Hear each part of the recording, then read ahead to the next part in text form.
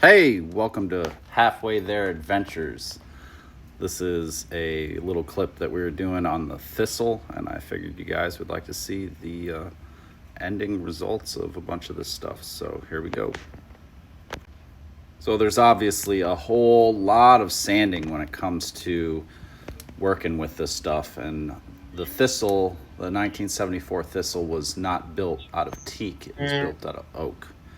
So lots of grains, and what we're trying to do right now is get a little bit of the warpage fixed with some epoxies. So as you can tell, we're just going to keep sanding. This is my dad, he's helping me out on this project. So got a quick little time lapse of him doing some sanding. Otherwise we would be here all day. So other than that, we are working on this one little spot that is a fit for a I can't think of the name of it. It's a pulley system. Can't think of it, but there you go. You can see the crack in here that we're trying to fix. So time to get it all sanded down, and obviously need some acetone to clean that stuff off. So we're gonna clean it off, get all the wood grain lifted and prepped. And this is kind of the stages that we have to go through. So we rub it down with acetone, bring out the wood grain, get all of the wood dust off of there from all the sanding and all that fun stuff, and we just keep on trucking.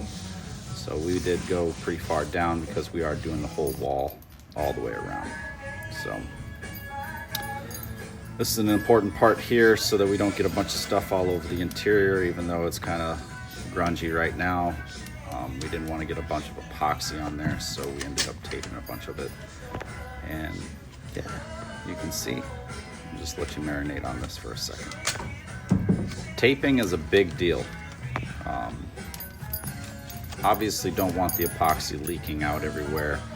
We had a couple of spots we wanted to fill, so we made sure that we did it right. Do it right the first time, come back through the second time, do some more sanding.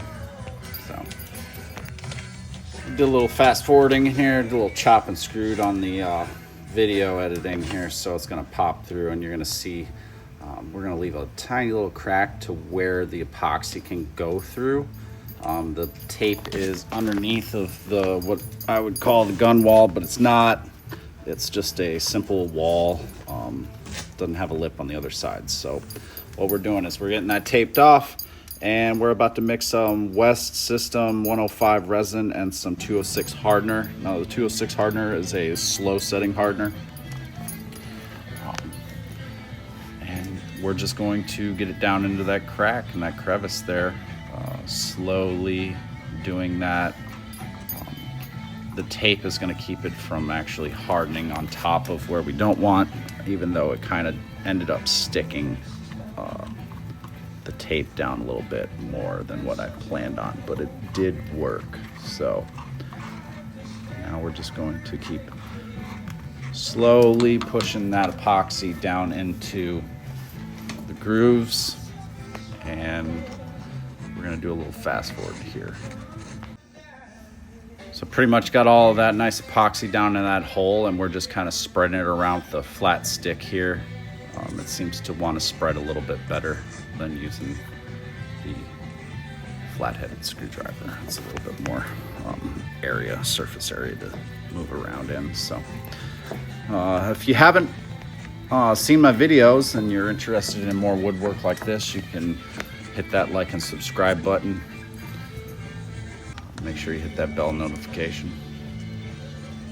So this is the tape up and the glue up. So we're taking a couple pieces of wood here so that we don't damage the exterior of what we wanted, and we're gently putting pressure on it. We don't want to put a lot of pressure on it because we don't want the epoxy to squirt through.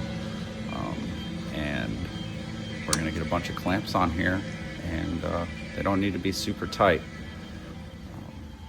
I think on this one we actually did a little bit too tight, but we ended up coming back through with another one, and it turned out good, even though we tightened a little bit more than we should have. So there you go. That's what you need to do. And it's super easy to mix this epoxy, especially if you use West Systems. It's one squirt. If you need more, you do you know, 2 squirts, so works really nice. But we ended up putting a bunch of clamps on this one. This was actually our first run trying to fix these cracks here. So we wanted to make sure that they were done and nice and tight, because there is a lot of pressure that goes onto these. So lots of clamps in that one area. The pulley system that goes there, I believe, is actually for the boom. I don't know, I don't have all of the schematics to the way it's laid out, but I do believe it's part of the main sheet system that we're fixing here, but I could be wrong. So more clamps. Clamp, clamp, clamp. That's what you want. You need a good tight bond, but you don't want to tighten them too much because you still need that epoxy to stay down in those cracks. So after we're done here, you can see we're removing all that stuff, and we're taking a rasp to the top of that, and we're gonna rasp it out a little bit, and then we're gonna complete sanding just a little bit more. But already you can see that the sidewall is way better than it was. So we ended up putting a little second run on there, but this is pretty much it. So if you like the video, hit that like and subscribe button. If you don't, then, well, you don't. Love you. Peace. I think before you clamp it, you gotta